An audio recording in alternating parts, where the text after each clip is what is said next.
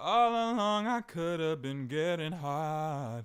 Don't you understand it when you're not right now? Take me to another level. I wanna be heaven bound. Yeah, I can't find lip balm. Take me to another level. I wanna be heaven bound. Y'all gotta listen to Jessie J. I found lip balm. Y'all gotta listen to Jessie J. new song. With who's it with? Jessie J and Lewis York got a new song called Heaven Bound, and that shit is fire. I highly recommend getting into Heaven Bound. I think the audio is okay. Hi everybody, my name is Kobe Warner. This is KOBLIZZY, and I am so happy to be back for another episode. I think I said in the last episode, episode 26, titled Angela Bassett Deserves an Oscar. It's not on streaming platforms anymore because there was something wrong with the audio. I attached this iPhone video at the beginning to give a disclaimer to give context to the podcast or whatever. Anyway, the audio of that part's really blown out. And so it's still available on YouTube. I just took it off of streaming because it sounded like shit. So in case any of you noticed that, there's that. Anyway, I think I said in that episode I was going to post a new episode on this past Friday, and I didn't do that. So I apologize, but I'm back today, and I'm so happy to be here. The song of the week is what I was singing a couple of minutes ago. Heaven Bound by Lewis York and Jessie J. Baby, day A. I wanna be heaven bound. Go listen to this song. It's so good. I've been obsessed ever since it came out a week or two ago. So good. Loving that. There's lots to talk about today because I'm sad. I was on Twitter a few minutes ago. There's a couple of times I've mentioned Twitter on the podcast since I told everybody I deleted my account. And usually I was just misspeaking and I meant Tumblr, but I actually do have a burner Twitter account that I don't post on. It's private, 0 followers, but just to read chart data and stuff for facts and stuff. Anyway, I saw on Twitter a few minutes ago from Pop Base that Wendy Williams, she had announced the Wendy Experience podcast after the cancellation of her show, after she had been replaced by guest judges for the entire last season. And I saw that her podcast hasn't even come out yet, and it's got canceled ahead of its release. And so I'm kind of worried about Auntie Wendy because I don't know why she would have canceled it unless it was a health issue. You know what I mean? And her health has been bad. I saw on TMZ, she said a couple of months ago when she announced the podcast that she has 5% feeling in her feet due to lymphedema, which is the condition that she has, as well as Graves' disease, which is an autoimmune disorder. Anyway, the reason I'm talking about Wendy Williams is because, one, I love her, and I really hope she's okay. But two, I'm who's going to talk about hot topics and be messy? And then I'm maybe I should do it. So there's some hot topics that I want to talk about in this episode, along with a couple of personal anecdotes that have happened since the last time I filmed, because some goofy shit happened to me and some good stuff.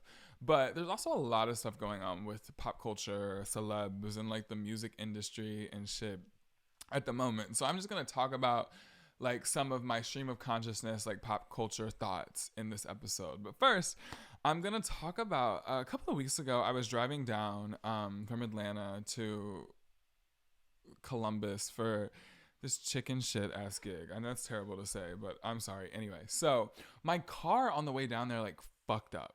It I'm driving on the interstate going 80, listening to Kehlani's new album, full blast, and then my car stops accelerating all of a sudden, which was the weirdest thing in the world.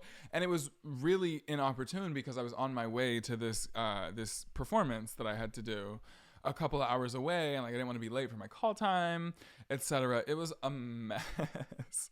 It was a mess because there wasn't a right shoulder on the interstate. I was parked on the left side near the median on the interstate, a 4-lane interstate. I'm 30 minutes from my house in Atlanta, on a 4 or 5 lane interstate, parked in this median that is just big enough to fit my car. And every time a car would go whooshing by in the left lane, my car would go woof. If you can't see the video, I'm jerking to the left. My whole car would just whoosh, whoosh, whoosh, over and over again. It was crazy. Um, anyway, my parents came and they saved me, and I ended up borrowing one of their cars to go down to the gig.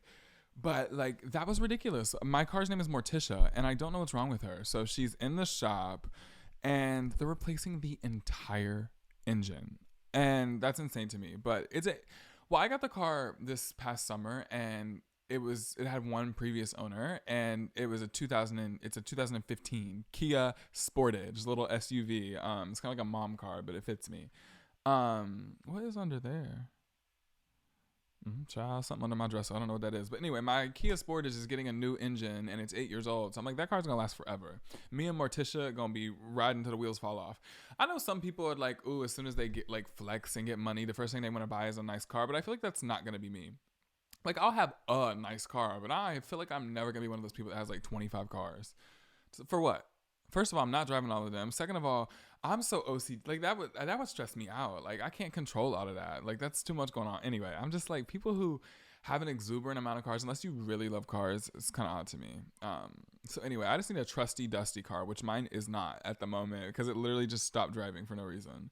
But it was really wild. It really wasn't that big of a deal. My parents came. I really wasn't even late for my call time either. But I still don't have my car. Bless Tish. She's in the shop. So prayers up for Tish, everybody, please. I also got to go to the Gracie Abrams show in Atlanta, and it's funny, I didn't even see Gracie Abrams. My friend's Tiny Habits were opening for her, and I got to go see them. I've talked about Hemingway on the pod. I've talked about Tiny Things in the last episode, literally. I love Tiny Habits, and their star is rising, and they are so incredible, and it was awesome to see them do their original songs and like an unreleased song also live in Atlanta at the Eastern. I've been to RuPaul's Drag Race live at the Eastern, and I'm going to Chloe Bailey at the Eastern like literally next month. So I've been to a couple shows there. I'm going to a couple more, but yeah, Tiny Habits was amazing. I literally was so excited to see them. And I took some videos. Maybe I should like post them on TikTok or something.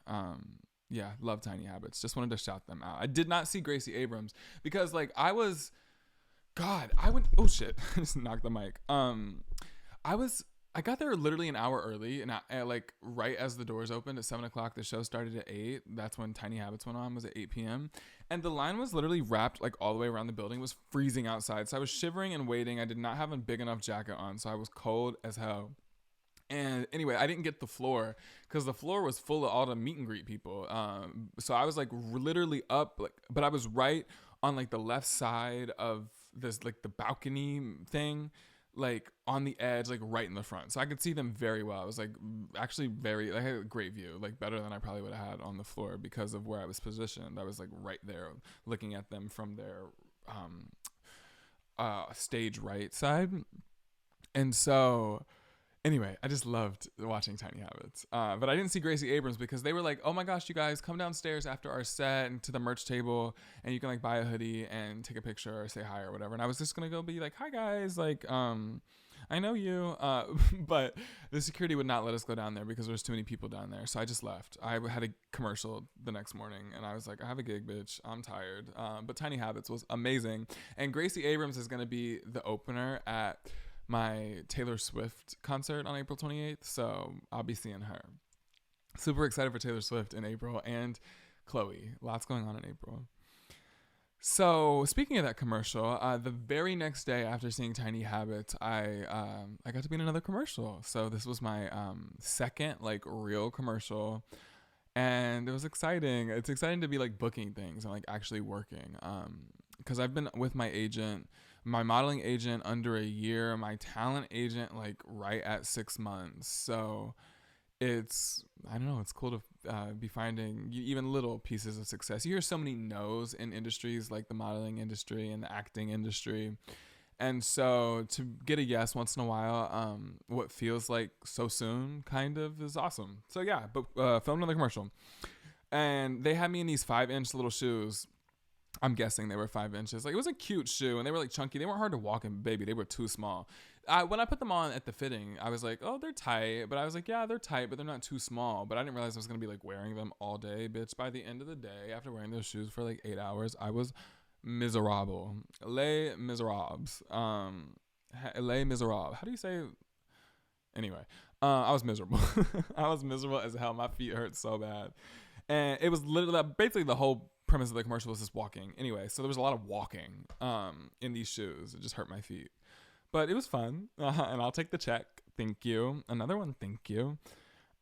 So there's something a little less positive that I want to discuss before I get into some hot topics, but I don't know. My hometown is continually disappointing. So in Glynn County, Georgia, I still live in Georgia, but I live near Atlanta now. I'm from southern Georgia originally. I moved there when I was 7. In Glynn County, on the island that I essentially grew up on, a kid named Trent was taken by these other kids. Let me pull up some information so I don't sound ridiculous. But it's disturbing. This kid was like, they drank, made him drink, like forced him to drink, drugged him, did all kinds of crazy shit to this poor kid. He was unconscious, barely breathing. They bound an unconscious and unresponsive boy to a chair, spray painted him from head to toe, peed on him, defecated on, God.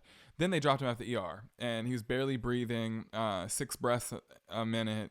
Now he's on a ventilator fighting for his life, and people were posting it on Snapchat. Oh my God. Like, of all the disturbing things that have happened in my hometown, this is high on the list because this kid is still alive, but he's in ICU. He's on a ventilator. I'm like, they literally pushed this kid to the brink of death. Where is your conscience? Where is your conscience? These teenagers, these little white boy, privileged ass little white teenagers are emboldened enough to do something so despicable and disgusting to this harmless kid who's autistic. Oh my God, reading all these, I can't. So there's a GoFundMe going around. They've almost reached their goal. I guess I can attach that maybe in the description. So I'll put the GoFundMe for Trent's family in the description of the podcast, or maybe I'll put it at the top of my link tree. So click on the link in my podcast, and then at the top of the link tree will be Trent's GoFundMe for him and his family and their medical bills. Because the shit that those kids did to him is absolutely despicable. And I just could not make this episode today without acknowledging that that's happened in my hometown, because wow. Continually disappointing, like really effing disgusting. Like I was shocked.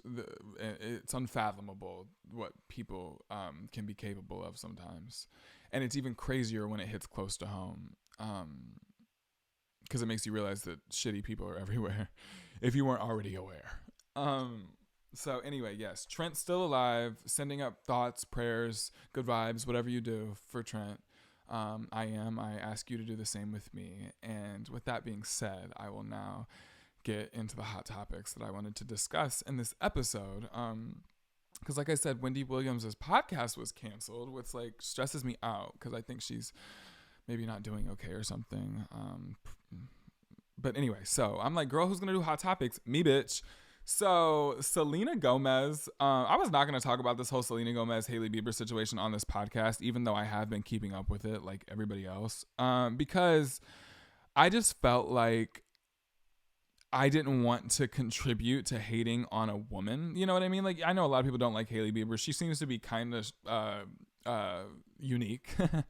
But I didn't want to contribute to the hate train because everybody, you know, is already doing it for me. Like, I just figured I could keep my opinions in silence. But Selena Gomez posted this. She addressed the situation on her Instagram story about a couple of days ago. And I'm going to read you what she said because this shit's it's just kind of funny to me. But now I'm talking about it because Selena Gomez talked about it. Selena said, Hailey Bieber reached out to me and let me know that she has been receiving death threats and such hateful negativity. This isn't what I stand for. No one should have to experience hate or bullying. I've always advocated for kindness and really want this all to stop. Great message, a very sweet message. There's just a couple of things that I saw on social media that I can't help but find funny. Everybody's like, it's funny that she called her by her first and last name. Hailey Bieber reached out to me is how she started. That's how she started the post. She made it very clear that bitch. She said, I'm not calling Hailey Bieber. She called me and wanted to let me know that she getting hated on. And I just think that's a funny way to put it. But it's respectable that Selena, I mean, this is like the third time she's commented on the situation. She even took pictures with her, a couple of months ago. I think that was an effort to alleviate, the fandom tension. I think this is obviously a bigger conversation about how strange Stan Twitter is and like how crazy stans are and how emboldened the internet makes like randos feel to like say crazy shit about people, often anonymously. But even if not anonymously, people get like fiery fingers and they start, blazing a trail on their keyboards and forget that people actually have feelings and emotions. And if Hailey Bieber is actually getting death threats over this shit, which I guess she is since Selena Gomez is addressing it, that's not cool. However, does Hailey Bieber look absolutely wild for like all the comparisons and stuff that people have been making between her and Selena like on TikTok? Yeah, she looked crazy.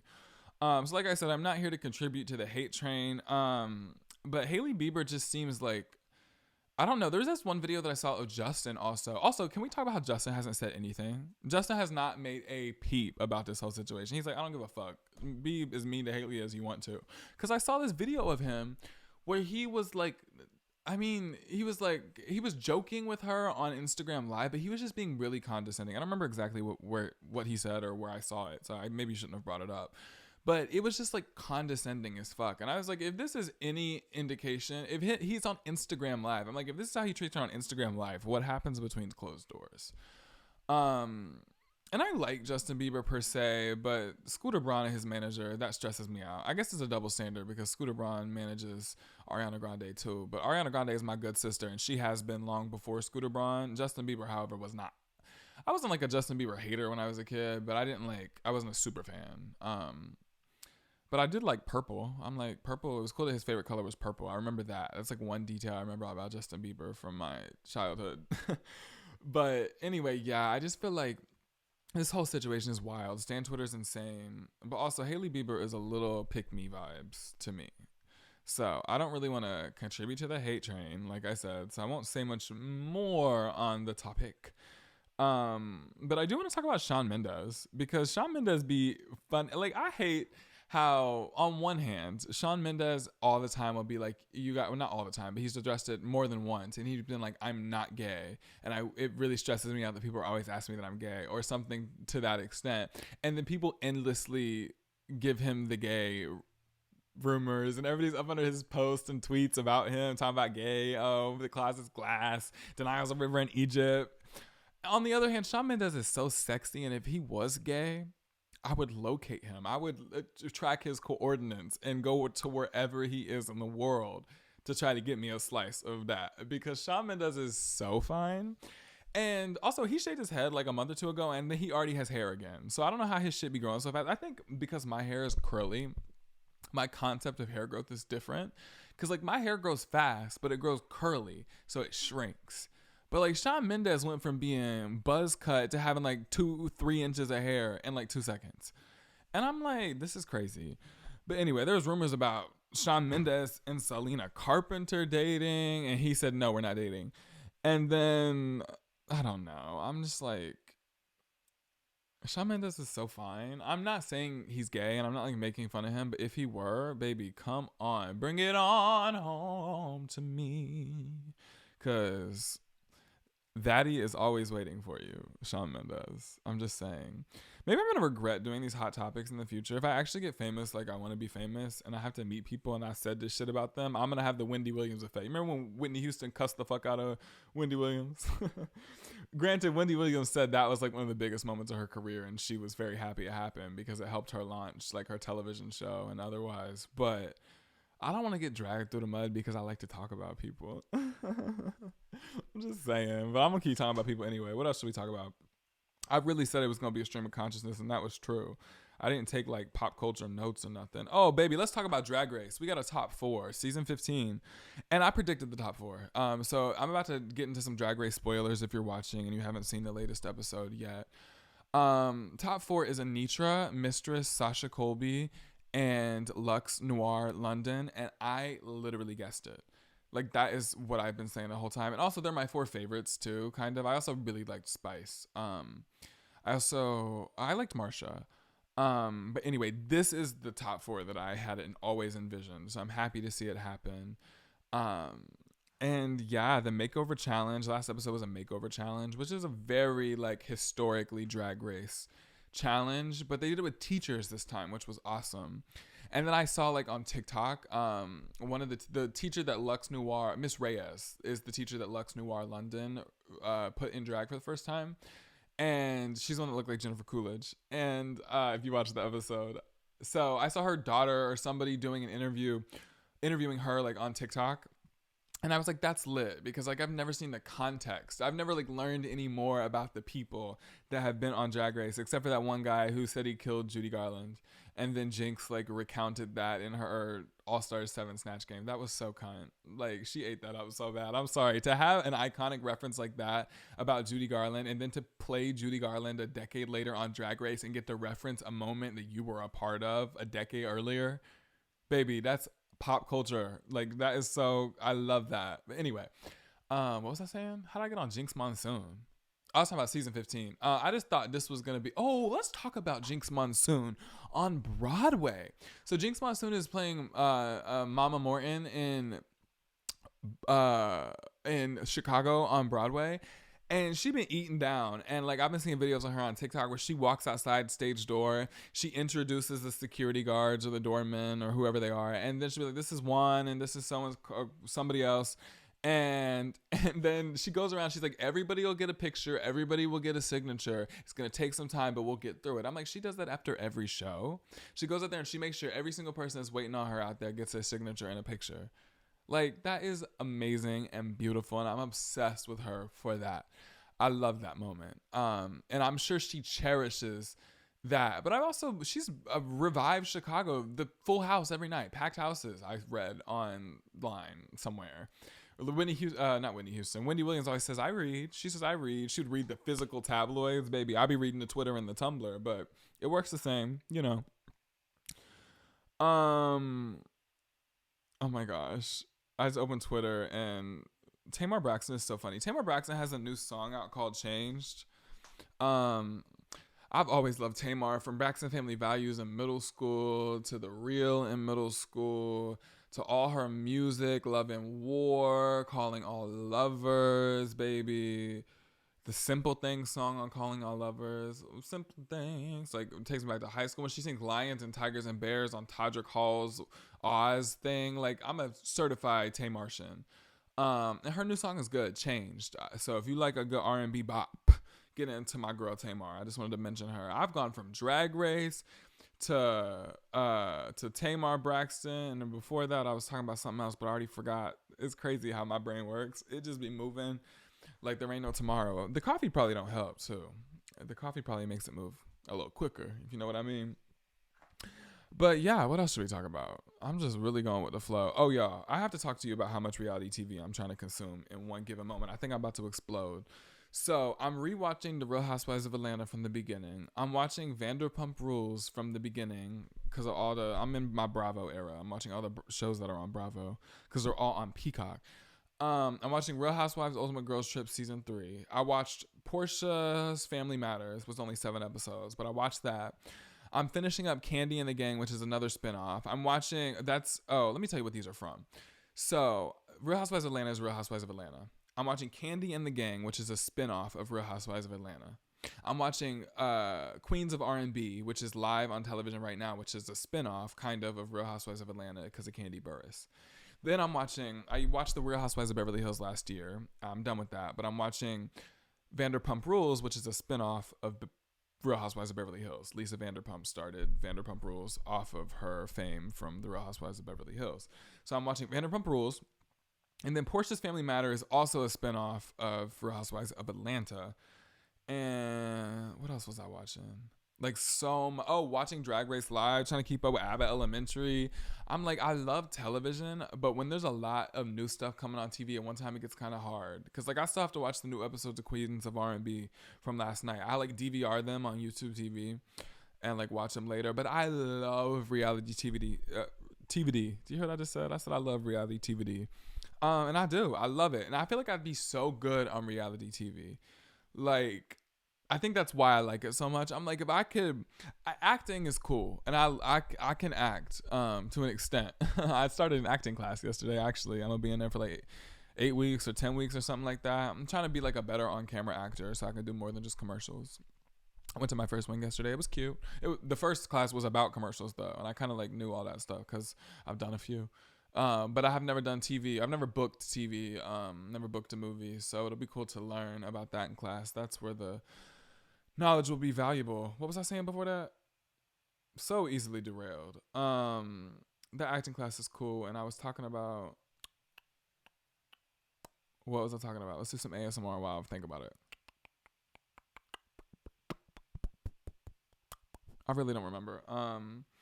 Reality television.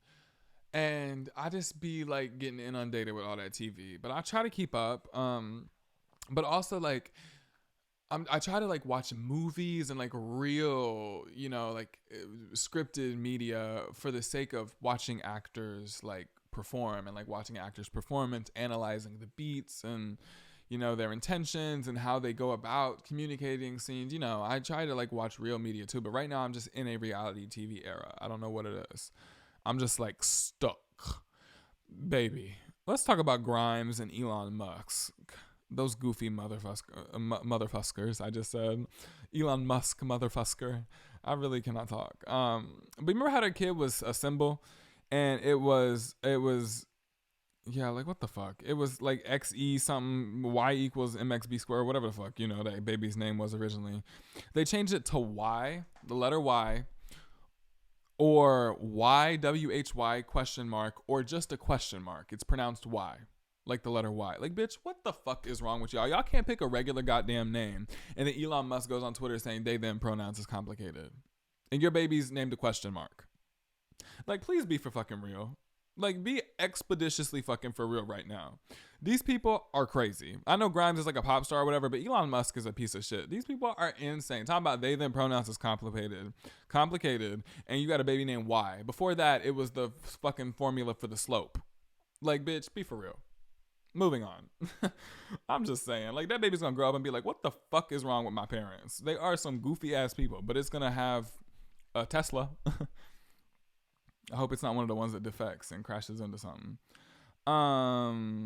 What else am I gonna talk about? I don't even know how long I've been taping for. I really need to start setting that timer. I'm always like, oh, I'm gonna start setting a timer this. I'm gonna set a timer that, or at least glance at the clock before I start taping, and I never do. Never do.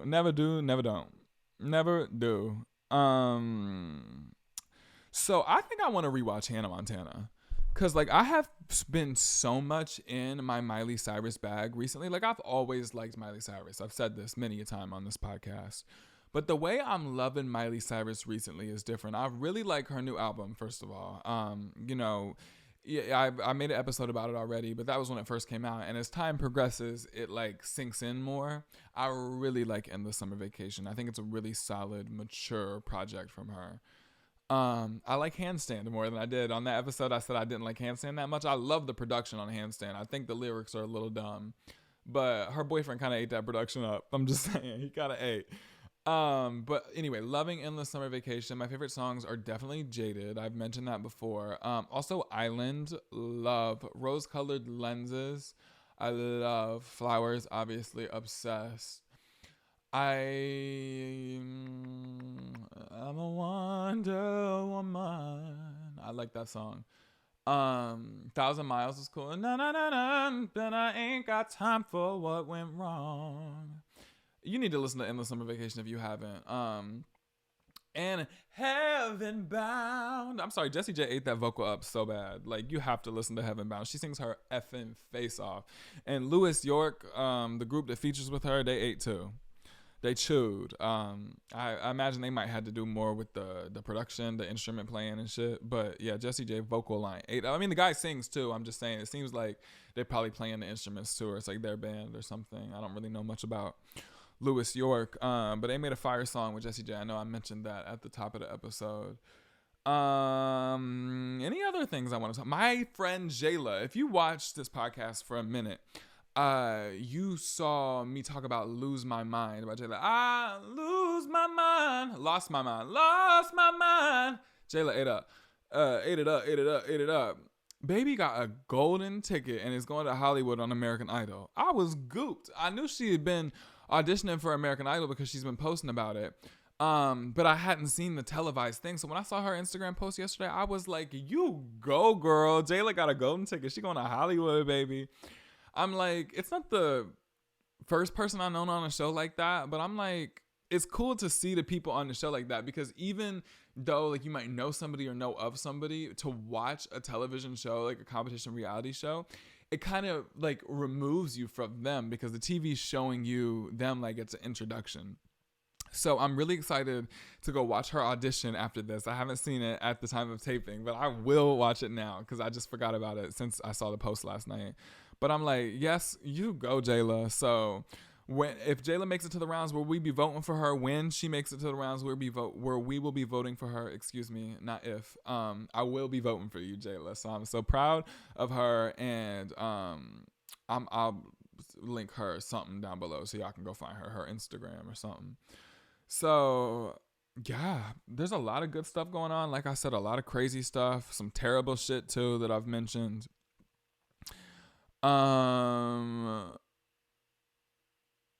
Period. I'm just reading Twitter now on the pod. I'm so funny. Candace. Marsha.